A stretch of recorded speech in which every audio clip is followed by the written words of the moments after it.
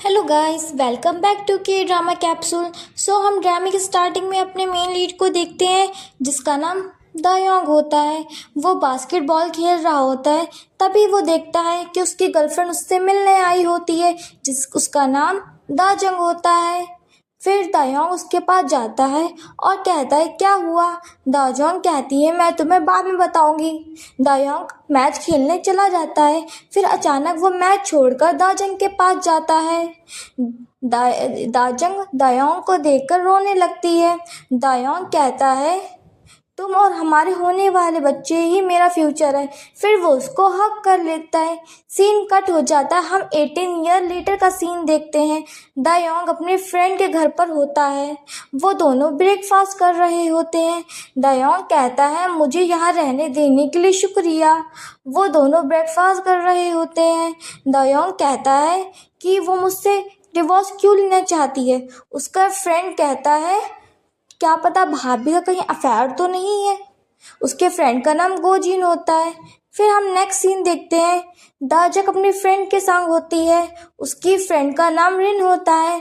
वो दोनों एक एडवर्टाइजमेंट देख रहे होते हैं जर्नलिस्ट की जॉब का। उसकी जो फ्रेंड रिन होती है वो उसको इंकरेज करती है कि तुम तो सिलेक्ट हो जाओगे, तुम टेंशन मत लो। फिर हम दायोंग को देखते हैं जो अपनी जॉब पर बहुत हार्ड वर्क कर रहा होता है। फिर वो एक ओल्ड अंकल के घर पे जाता है। ओल्ड अंकल उससे कहते हैं ये रेडियो रिपेयर कर दो।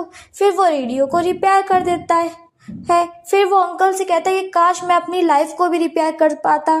अंकल उससे कहते हैं कहो तो ये काम मैं तुम्हारा कर दूं। वो कहता है नहीं, ये मेरी लाइफ है, मैं खुद ही रिपेयर करूँगा। नेक्स्ट सीन में हम दायोंग को अपने बच्चों के साथ लंच करते हुए देखते हैं। उसकी बेटी का नाम सिया होता है और बेटे का नाम सीवो होता है। सिया दायोंग से पैसे मांगती है और वो उसको पैसे दे देता है। फिर वो अपनी फ्रेंड के साथ वहाँ से चली जाती है। फिर हम दायोंग को सीवो से कहते हुए देखते हैं कि अपनी माँ का ध्यान रखना। नेक्स्ट सीन में हम दायोंग को देखते हैं जो अपनी ऑफिस में होता है। उसके सारे कोलीग उसको कांग्रेट्स कर रहे होते हैं कि इस बार तो प्रमोशन तुम्हें ही मिलेगा। फिर मैनेजर आता है, वो उन लोगों के नाम अनाउंस करता है जिनको इस बार प्रमोशन मिल रहा होता है।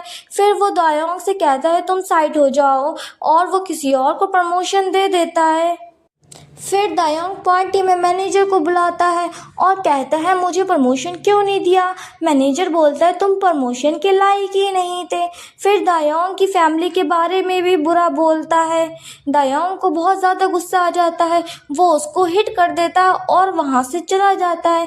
नेक्स्ट सीन में हम दायोंग को देखते हैं जो अपने स्कूल में आया होता है बास्केटबॉल कोर्ट में।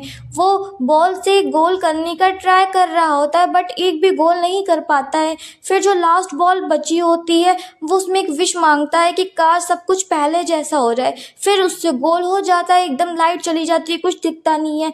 फिर वो वहाँ से चला जाता है। उसको बहुत ज़्यादा भूख लग रही होती है, तभी वो एक स्टोर पे आता है, ड्रिंक और नूडल लेता है। फिर वो देखता है कि सिया इस स्टोर पे वर्क कर रही होती है।